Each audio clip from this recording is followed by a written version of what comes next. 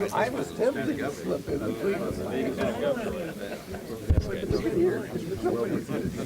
Ready? I'm ready. All right. Good morning. Thank you all for coming this morning. I'm here with my colleagues to announce our Oregon Stability and Investment Plan, endorsed by all 29 House Republicans. To boost investment in Oregon, businesses and people, restructure our corporate tax system, and to create a rainy day fund to protect Oregon. At the beginning of this session, one of our major goals in our caucus pledge was to pass a true rainy day fund with significant reserves to prepare for future revenue shortfalls. Under our proposal, we take a major step toward accomplishing this. We will modify the corporate kicker and reserving 1% of the 07-09 general fund for our proposed rainy day fund. Representative Gene Wisnett will tell you about the benefits of our rainy day plan and how much we will be able to save for the future. Thank you, Wayne. Good morning. Isn't it great that our projected revenue increase we have? But this is not the time to spend it all. We need to save for a rainy day. Just like any responsible individual, family, or business. The Oregon Stability Investment Plan will provide Oregonians financial stability to cover future economic downturns.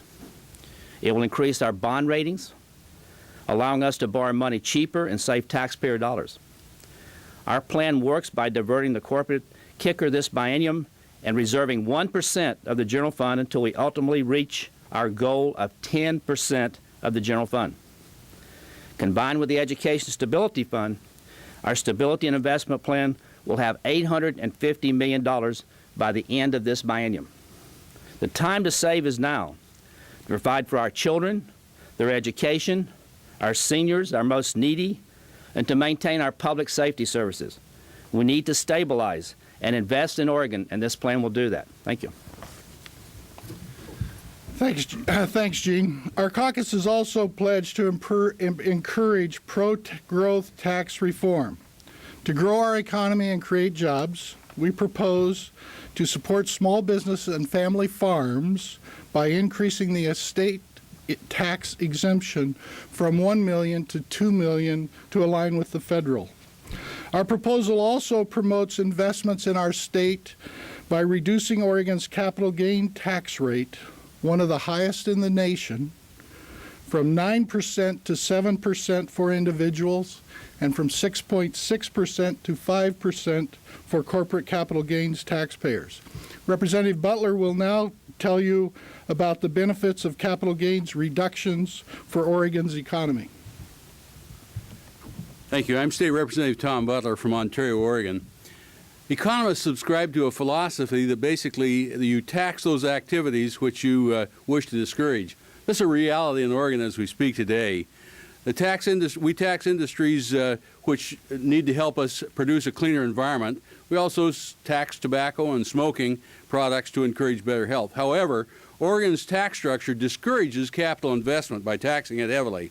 In Oregon, we suffer from amongst the highest capital gains taxes in the nation, as you've heard. Oregon's most profitable, most portable wealth is taxed at penalty rates, which encourages the flight of Oregon's accumulated wealth and our financial resources. As you can see from our agenda today, the Republican plan is to remove the vagaries of the capital markets from how we presently budget to be successful in balanced budgets. Stiff capital gains taxes should not be counted on for the well-being of Oregonians in the future. The budget forecasts which we have presently project balancing our budgets using nearly twice the capital gains income as immediately before we had the recession and the dot-com crash earlier this decade.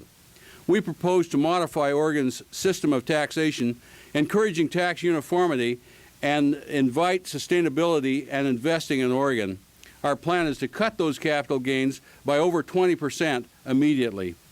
Such an investment and a change in Oregon tax law, which would be an improvement, will encourage new capital resources into the state of Oregon.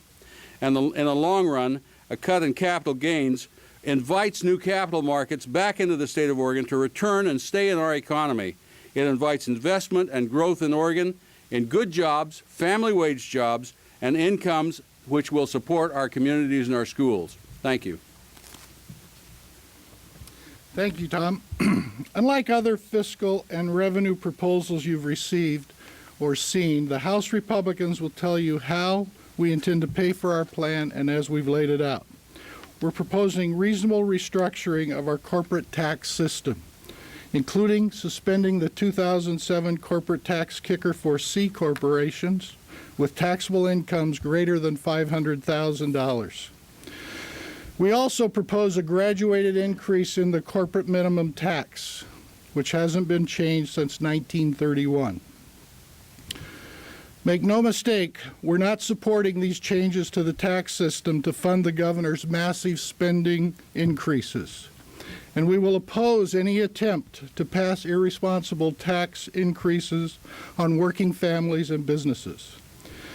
We believe we have a plan that creates an effective rainy day fund while growing our economy and creating jobs. We are ready, willing to work with the Democrats to achieve these goals. Now Representative Hanna will tell you about our plan and how it will help small businesses grow Oregon's economy. Wherever he is. Coming from the side.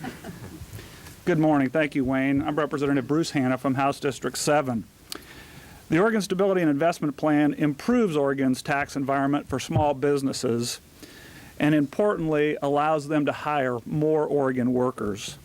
Under our plan, the corporate kicker suspends rebates for Oregon's largest corporations, but actually returns $35.1 million to almost 11,000 Oregon small businesses. By increasing the estate tax exemption, our plan enables small business and farms to importantly remain under those family ownerships. Our reduction of the personal capital gain tax rate will benefit the S corporations and LLCs that make up the vast majority of Oregon's small business. And while our plan adjusts the corporate minimum tax, the increase in our proposal is much smaller than that proposed in the governor's budget.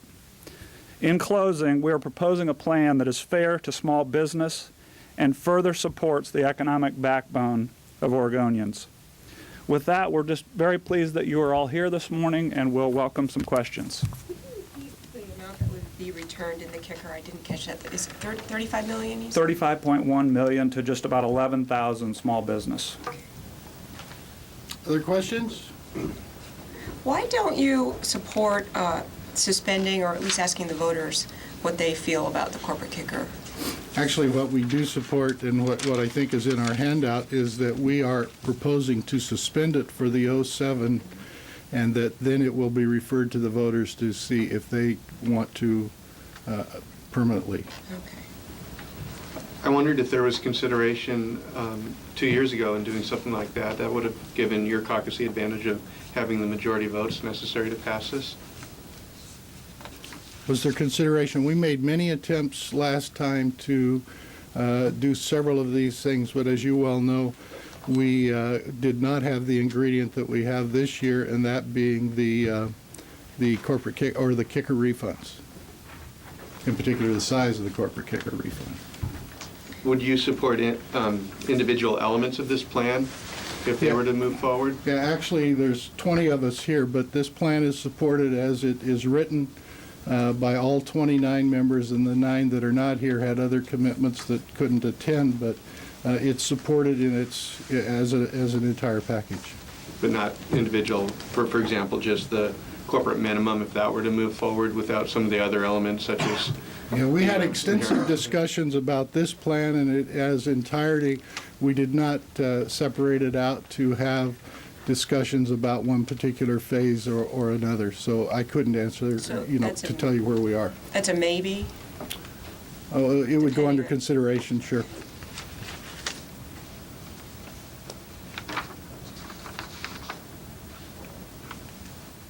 Other questions?